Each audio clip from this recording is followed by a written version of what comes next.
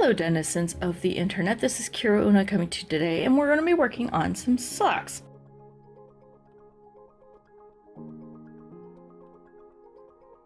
So today's date is December 23rd, and these socks are very festive in nature. They've got some cute mushrooms and some cute baubles and some presents. They were given to us by one of their co-workers, by my partner's co-worker.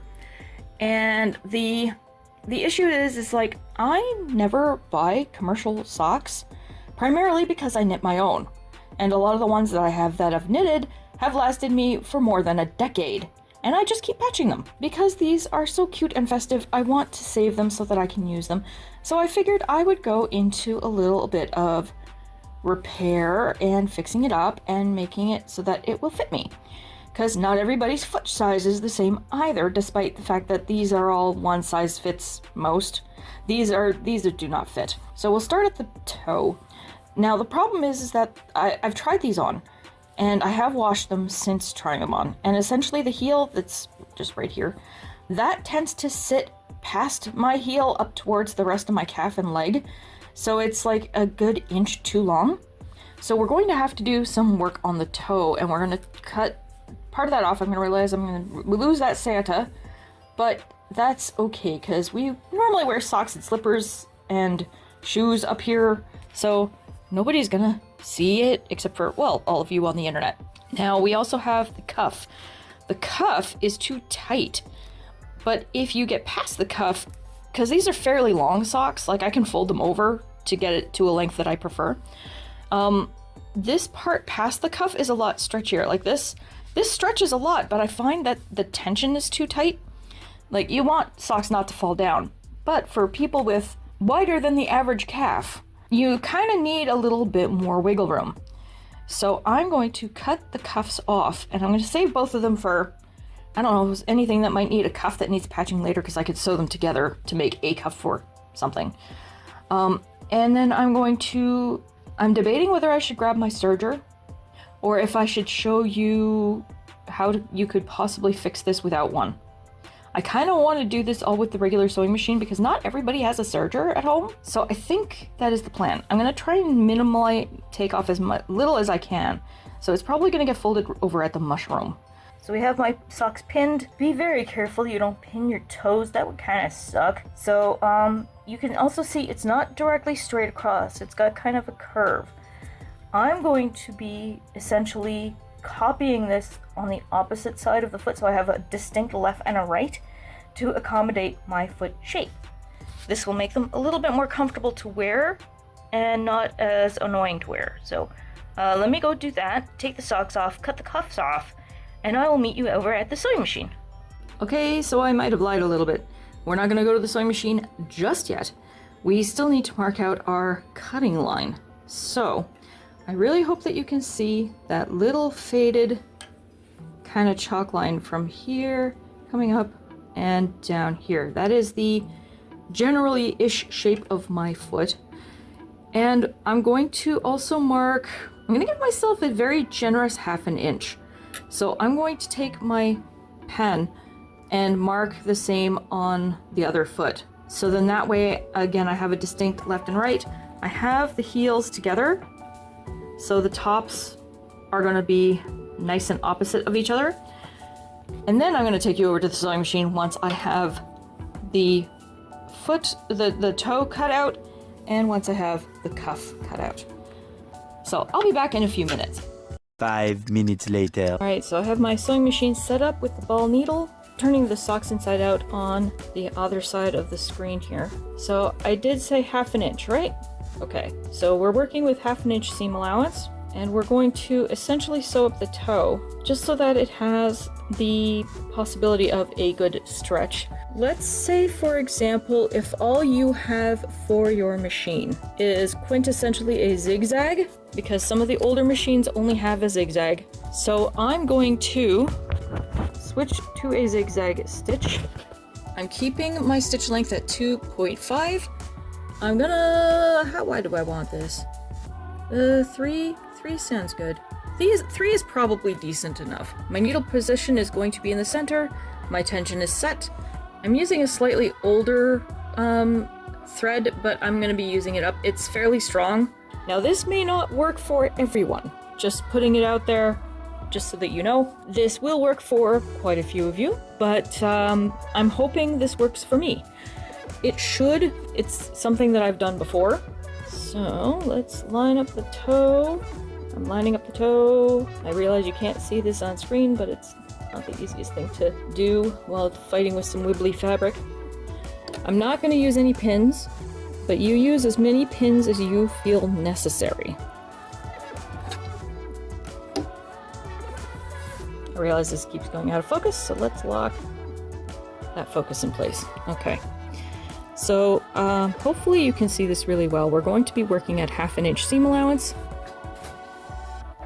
And we're just going to zigzag along that spot on the seam. And I'll explain what I'm going to be doing in just a sec. Let me make sure that my seams are aligned. Yeah, that's pretty good. All right. And you can see where the toe has been reinforced. We're going to lose some of that, but it's something we're just going to have to live with.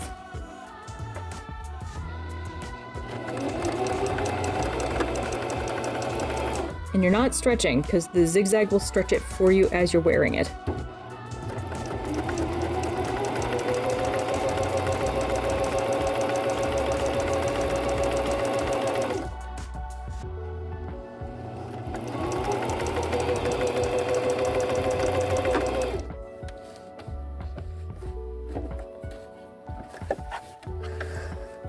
So now we have our seam. Okay, I'm gonna do this the way I usually do this. If you're somebody who doesn't care about stuff rubbing, you can take it at 1/4 inch and then do a second reinforcement stitch. I'm gonna fight with this a little bit. Shove it onto the machine and open up the toe. Now, you run the real risk of getting something caught, but we're gonna try not to get under the... A few minutes later. See, this is the other tricky part. You've got all these stretchy bits from the original print, like the original weave, that can get caught on the presser foot if you're not careful, so you'll have to really wriggle this under. Yes, this might be a little bit annoying for some. It's annoying me right now. There's really no good way of doing this, is there? Not this time. Unless I take the presser foot off?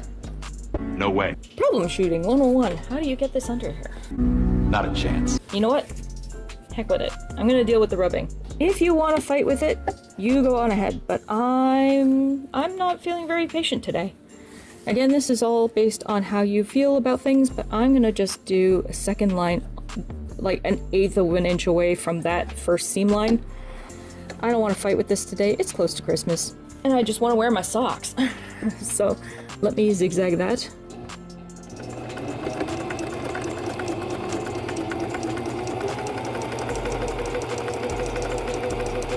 Again, we're not stretching.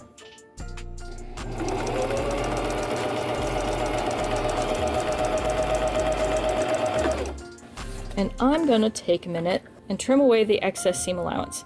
I will be right back. 1 minute, 37 seconds later. My seam allowance is trimmed. That is what it looks like on the inside of the toe. Now we have the cuff to deal with. Now what I would suggest is do a zigzag around the top first, just to prevent it from unraveling a little bit. And again, it should stretch a little bit better than the cuff would. You do not need to stretch this out unless you need more room. If you need to, do a very little bit of a stretch. I'm gonna do a slight stretch here, just so that my ankle has a little bit of room. This will be hidden when we turn the cuff in anyway, and we'll just do a zigzag over top. We're not gonna do anything super fancy here, so let's get started.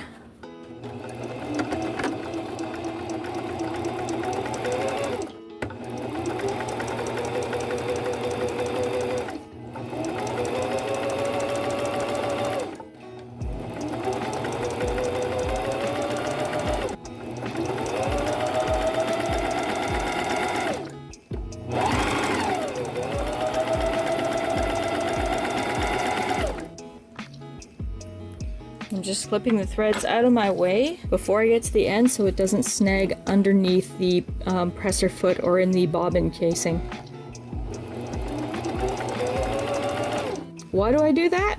Because the tails from when you start can easily get caught, and you don't want to jam up your machine. So, pro tip, if you don't want to jam your machine, cut your tails off every single time.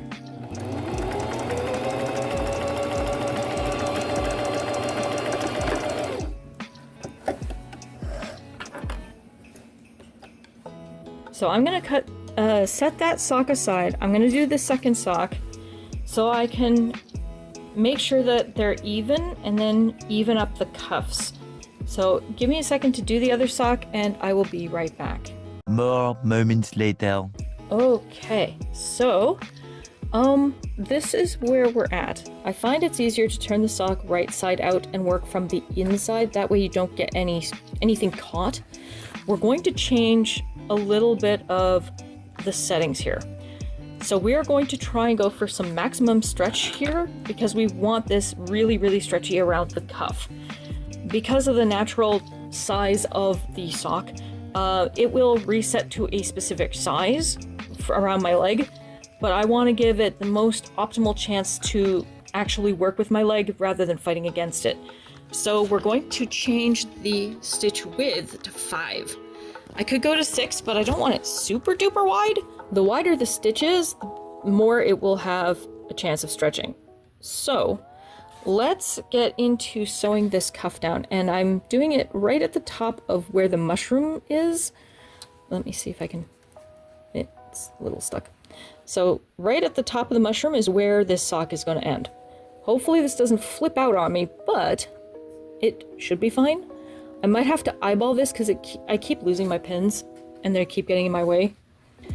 So let's fold that down. It's about 1/4 inch-ish. It's gonna be as close as it's gonna get. It's not gonna be perfect, but you know what? These are mostly gonna be for me, and if anybody's looking at my ankles that closely, you need to get another hobby. We're going to have the stitch sit right in the middle. So you have the fold, the raw edge, directly in the middle of the presser foot, and you're going to have the zigzag going over top of both. So this way it tacks it down in place for you, and you want to avoid stretching as much as possible so that it keeps the natural stretch of the sock. I realize I stretched a little bit here, but that's so then that way it folds in, because tubes are a little strange and you want the inside bigger than the outside, just so then that way it eases into place a little bit better. So I'm gonna get started on sewing this and we'll see how we go.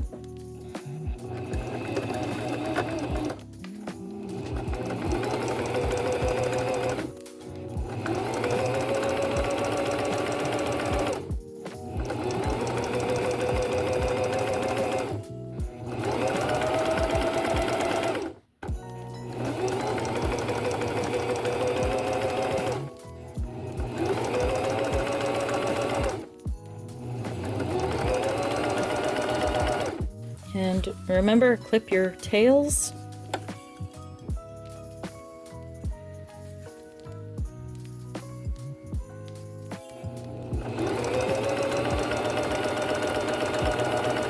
It's okay if it gets a little bit in the teeth of the presser foot in the groove, but it's not okay if it's really chunky.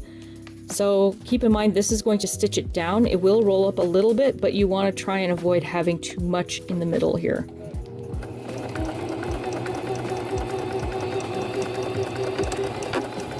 There we go. So now our cuff is done. I'm gonna go do that with the other cuff, and then I'm gonna go try them on. I'll see you at the reveal. So this was just a quick little impromptu project for just before the holiday season. I hope you all enjoyed this video, and keep in mind that this technique does not have to be relegated specifically to a Christmas project. If you happen to like what you see, please like, subscribe, comment, say well wishes to people in the chat for the holiday season, and I hope you all have a safe and happy holidays. See you next time. Bye for now.